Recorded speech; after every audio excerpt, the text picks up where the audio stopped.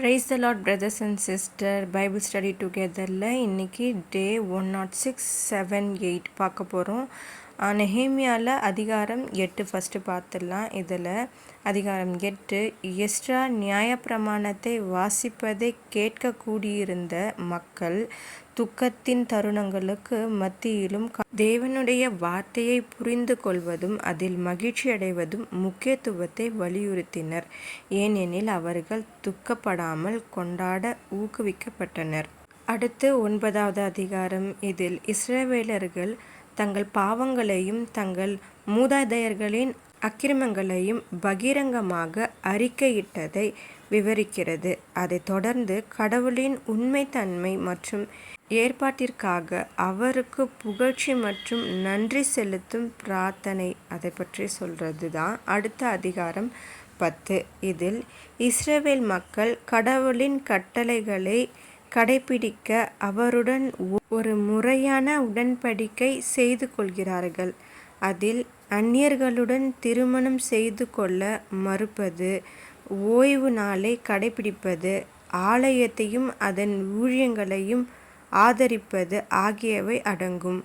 அடுத்த அதிகாரம் 11. இது மக்களின் தலைவர்கள் எருசலேமில் குடியேறினர் என்றும் மீதமுள்ளவர்கள் சீட்டு போட்டு 10 பேரில் ஒருவரை நகரத்தில் வசிக்க தேர்ந்தெடுத்தனர் என்றும் மீதமுள்ள 9 பேர் மற்ற நகரங்களில் வசித்து வந்தனர் என்றும் விவரிக்கிறது. அடுத்தபடியாக டே 107 நெஹேமியாவில் சாப்டர் 12 பார்த்துடலாம். இதில் எருசலேம் சுவரின் அர்ப்பணிப்பு மற்றும் வழிபாட்டு சேவைகளின் அமைப்பை விவரிக்கிறது. அடுத்த சாப்டர் 13. இதில் இந்த அத்தியாயம் நெகேமியா எருசலேமுக்கு திரும்பியதையும் ஊழல் மற்றும் கீழ்ப்படியாமை உள்ளிட்ட பல்வேறு பிரச்சனைகளை கண்டுபிடித்ததையும் விவரிக்கிறது. பின்னர் அவர் அவற்றை எதிர்கொண்டு உரையாற்றுகிறார்.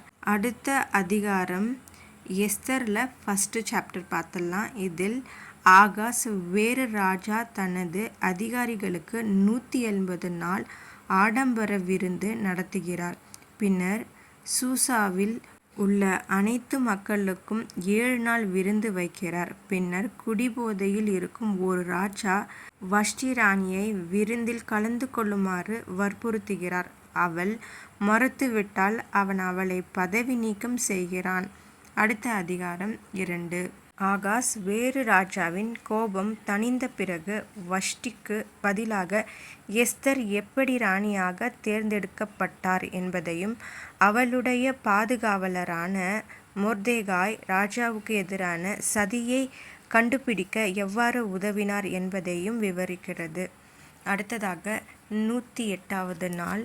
அதில் எஸ்தரில் 3வது சாப்டர் பார்த்துடலாம். First chapter 3. இதில் பழிவாங்குதல் அல்லது சதி திட்டத்தை விவரிக்கிறது. மொர்தெகாய் தனக்கு முன்பாக வணங்க மறுத்ததால் ஆமான் கோபம் அடைந்து யூதர்களை அழிக்க சதி செய்ததை இது விவரிக்கிறது. அடுத்த அதிகாரம் 4.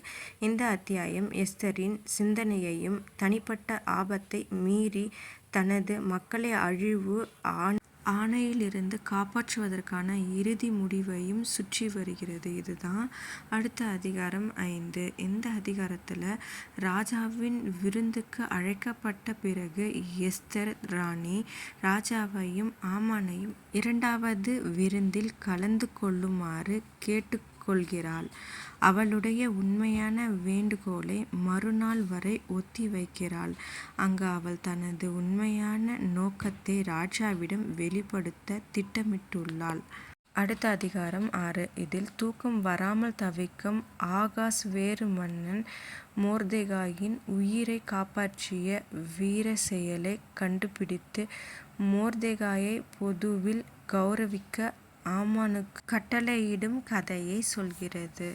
ஓகே பிரதர்ஸ் அண்ட் சிஸ்டர், இதோட ஜெபம் பண்ணி இந்த வீடியோவை முடிச்சுக்கலாம். அப்பா பிதாவே, உமக்கு ஸ்தோத்திரம். அப்பா, எங்களை ஆசீர்வதித்து வழி நடத்துங்க இயேசுவே. எங்களோட எப்பயுமே நீர் இருக்கும்படிக்கு ஜெபிக்கிறோம் தேவனே. ஆமீன்.